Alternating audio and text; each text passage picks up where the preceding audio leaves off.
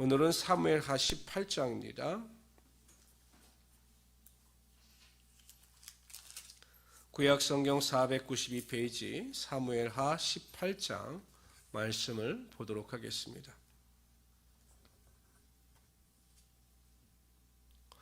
오늘 우리 다 같이 1절부터 우리 33절까지 다 같이 우리 한 목소리로 읽도록 합니다. 이에 다윗이 그와 함께 한 백성을 찾아가서 천부장과 백부장을 그들 위에 세우고 다윗이 그의 백성을 내보낼세 3분의 1은 요압의 휘하에 3분의 1은 스루아의 아들 요압의 동생 아비사의 휘하에 넘기고 3분의 1은 가드 사람 이때의 휘하에 넘기고 왕이 백성에게 이르되 나도 반드시 너희와 함께 나가리라 하니 백성들이 이르되 왕은 나가지 마소서 우리가 도망할지라도 그들은 우리에게 마음을 쓰지 아니할 터이요 우리가 절반이나 죽을지라도 우리에게 마음을 쓰지 아니할 터이라 왕은 우리 만명보다 중하시오니 왕은 성읍에 계시다가 우리를 도우심이 좋으나이다 하니라 왕이 그들에게 이르되 너희가 좋게 여기는 대로 내가 행하리라 하고 문 곁에 왕이 섬에 모든 백성이 100명씩 1000명씩 떼를 지어 나가는지라 왕이 요압과 아비새와 이때에게 명령하여 이르되 나를 위하여 젊은 압살롬을 너그러이 대우하라 하니 왕이 압살롬을 위하여 모든 군 지휘관에게 명령할 때 백성들이 다 들으니라 이에 백성이 이스라엘을 치러 들러나가서 에브라임 숲풀에 싸우더니 거기서 이스라엘 백성이 다윗의 부하들에게 패하매 그날 그곳에서 전사자가 많아 2만 명에 이르렀고 그 땅의 사면으로 퍼져 싸웠으므로 그날의 숲풀에서 죽은 자가 칼에 죽은 자보다 많았더라. 압살롬이 다윗의 부하들과 마주치니라.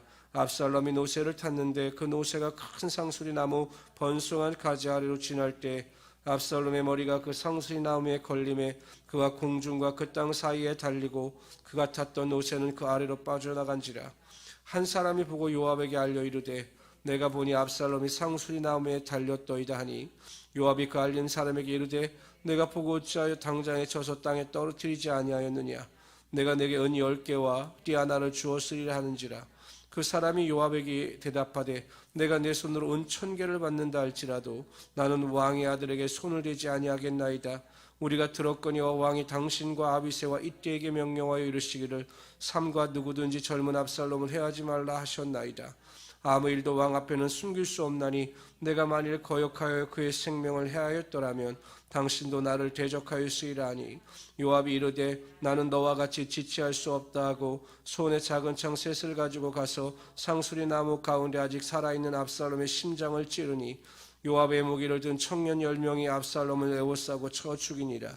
요압이 나팔을 불어 그들에게 그치게 하니 그들이 이스라엘을 추격하지 아니하고 돌아오니라. 그들이 압살롬을 옮겨다가 숲풀 가운데 큰 구멍에 그를 던지고 그 위에 매우 큰 돌무더기를 쌓으니라. 온 이스라엘 무리가 각기 장막으로 도망하니라. 압살롬이 살았을 때 자기를 위하여 한 비석을 마련하여 세웠으니 이는 그가 자기 이름을 전할 아들이 내게 없다고 말하였음이더라. 그러므로 자기 이름을 기념하여 그 비석에 이름을 붙였으며 그 비석이 왕의 골짜기에 있고 이제까지 그것을 압살롬의 기념비라 일컫더라. 사독의 아들 아하마스가 이르되 청하건대 내가 빨리 왕에게 가서 여호와께서 왕의 원수 갚아 주신 소식을 전하게 하소서. 요압이 그에게 이르되 너는 오늘 소식을 전하는 자가 되지 말고 다른 날에 전할 것이니이다. 왕의 아들이 죽었나니 내가 오늘 소식을 전하지 못하리라 하고 요압이 굿수 사람에게 이르되 내가 가서 본 것을 왕께 하리라 하며 굿수 사람이 요압에게 절하고 다름질하여 가니 사독의 아들 아하마스가 다시 요압에게 이르되 청하건대 아무쪼록 내가 또한 굿수 사람의 뒤를 따라 달려가게 하소서 하니 요압이 이르되 내 아들아 넌 왜 달려가려 하느냐 이 소식으로 말미암아서 너는 상을 받지 못하리라 하되 그가 한사코 달려가겠노라 하는지라. 요압이 이르되 그리하라 하니 아히마아스가 들길로 다름질하여 굿수 사람보다 앞질러 가니라. 때에 다윗이 두문 사이에 앉아있더라. 파수꾼이 성문 위층에 올라가서 눈을 들어보니 어떤 사람이 홀로 달려오는지라. 파수꾼이 외쳐 왕께 아뢰되 왕이 이르되 그가 만일 혼자면 그의 입에 소식이 있으리라 할 때 그가 점점 가까이 오니라. 파수꾼이 본죽한 사람이 또 달려오는지라. 파수꾼이 문지기에 외쳐 이르되 보라 한 사람이 또 달려온다 하니 왕이 이르되 그도 소식을 가져오느니라.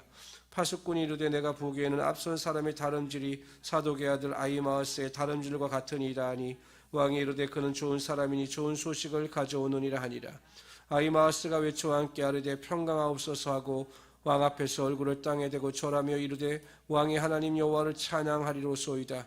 그의 손을 들어 내주 왕을 대적하는 자들을 넘겨주셨나이다 하니 왕이 이르되 젊은 압살롬을 잘 있느냐 하니라. 아히마아스가 대답하되 요압이 왕의 종 나를 보낼 때 크게 소동하는 것을 보았사오나 무슨 일인지 알지 못하였나이다 하니 왕이 이르되 물러가 거기 서 있으라 하며 물러나서 서 있더라. 구스 사람이 이르러 말하되 내 주 왕께 아릴 소식이 있나이다. 여호와께서 오늘 왕을 대적하던 모든 원수를 갚으셨나이다 하니 왕이 구스 사람에게 묻되 젊은 압살롬은 잘 있느냐? 구스 사람이 대답하되 내 주 왕의 원수와 일어나서 왕을 대적하는 자들은 다 그 청년과 같이 되기를 원하나이다 하니 왕의 마음이 심히 아파 문 위층으로 올라갔사오니라.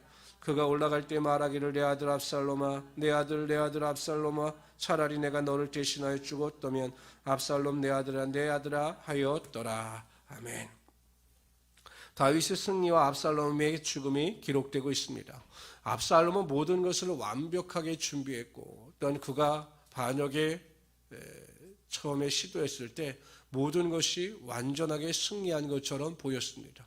아마 압살롬도 다윗이 도망가고 자신이 예루살렘 성에 입성했을 때 이제 자신이 이 나라 이 민족이 왕이 된 것이라고 확신하였을 것입니다. 그러나 압살롬이 깨닫지 못하는 것이 있었습니다. 그것은 무엇이냐면 다윗과 함께 하시는 하나님을 알지 못했더라는 것입니다. 아무리 다윗이 비참하게 도망자의 모습을 가지고 도망가고 자신이 기세등등하게 환경 가운데 있다 할지라도 다윗과 함께 하시는 하나님을 깨닫지 못했기 때문에 그는 자신의 불행을 알지 못했던 것입니다. 로마서 8장 31절에 보면 그런즉 이 일에 대하여 우리가 무슨 말하리요? 만일 하나님이 우리를 위하시면 누가 우리를 대적하리요? 라고 분명히 말씀하셨습니다. 아무리 강하고 뛰어난 실력과 능력을 소유한 자들이라 할지라도 그들이 우리를 이기지 못하고 대적하지 못하는 이유는 하나님께서 우리와 함께하여 주셔서 우리의 보호자가 되어주시고 우리의 능력자가 되어주시기 때문입니다. 그러므로 우리 모든 성도님들은 매일 살아가실 때마다 매일 순간마다 절대로 잊지 마셔야 할 것은 항상 하나님은 나와 함께 하시며 나를 도우셔서 나에게 능력을 주시고 나를 도우셔서 반드시 승리케 하시는 하나님이 되신다라고 하는 믿음을 가지고 낙심하지 말고 온전히 소망 가운데 승리하며 살아갈 수 있는 하나님의 귀한 성도들이 되시기를 주님의 이름으로 축원합니다. 우리가 아침마다 깨어 기도하고 하나님의 도우심을 구할 때마다 하나님은 절대로 여러분들을 외면하지 아니하시고 여러분들과 함께하여 주셔서 때가 이름에 하나님의 은혜와 축복의 능력이 여러분 삶 가운데 반드시 임하게 하여 주실 것입니다. 한편 9절에 보면 압살롬은 그가 자랑하던 그의 머리로 말미암아 결국 죽임을 당하게 됩니다. 이 죽임을 당하기 전까지는 그의 머리는 그의 자랑이었습니다. 사람들은 그의 준수한 외모와 그의 아름다운 머리로 인하여 그를 좋아했고 그를 굉장히 존중했습니다. 그러나 압살롬은 결국 자신이 자랑하고 자신의 삶의 가장 중요한 것으로 여겼던 그 머리로 말미암아 비참한 죽음을 당하고 맙니다. 인간이 의지하고 자랑하는 것은 다 헛된 것입니다. 결국 그것이 다 사라지게 되고 의지하던 것이 무너지게 되므로 인생이 비참하고 어렵게 되고 마는 것입니다. 때로는 자신이 자랑하고 의지하는 것으로 말미암아 믿음에서 멀어지게 되는 것입니다. 한 부자 관원 청년이 예수님께 나와 내가 어떻게 해야 구원을 얻을 수 있습니까? 라고 물었습니다. 예수님께서는 처음에 율법, 계명을 지켜야 한다라고 말씀하셨습니다. 이에 그 청년은 자신 있게 이야기합니다. 제가 어렸을 때부터 모든 계명을 완벽하게 지켰습니다 라고 이야기를 했습니다. 이 말씀을 듣고 있던 예수님께서 고개를 끄덕끄덕 하시다가 그 청년에게 다시 한번 말씀하십니다. 그렇다면 네가 가지고 있는 모든 재산을 다 팔아 가난한 자들에게 나눠주라. 그러면 네 부하가 하나님 나라에 쌓일 것이요 그리고 와서 나를 따르라 라고 말씀하셨습니다. 성경에 이렇게 기록되어 있습니다. 이 청년이 재물이 심히 많음에 근심하여 돌아갔더라. 이 청년은 자신이 자랑하고 의지하는 것으로 말미암아 예수 그리스도를 만나 구원을 얻을 수 있던 기회를 놓쳐버리고 말았던 것입니다. 오히려 그 청년에게 재물이 없었고 아무것도 없었다라면 오히려 예수 그리스도를 만나 구원을 얻을 수 있는 은혜를 체험했을지도 모릅니다. 우리는 이 세상의 어떠한 것에도 마음을 빼앗기지 말아야 합니다. 그것을 자랑하지 말아야 합니다. 우리는 마음을 다하고 뜻을 다하고 목숨을 다하여 주 우리 하나님만을 사랑해야 합니다. 그러면 하나님께서 우리의 삶의 모든 필요를 채워주실 뿐만 아니라 우리를 높여주시고 우리의 삶에 하나님의 능력이 반드시 나타나게 하여 주실 것입니다. 모든 것이 합력하여 선이 되게 하여 주실 것입니다.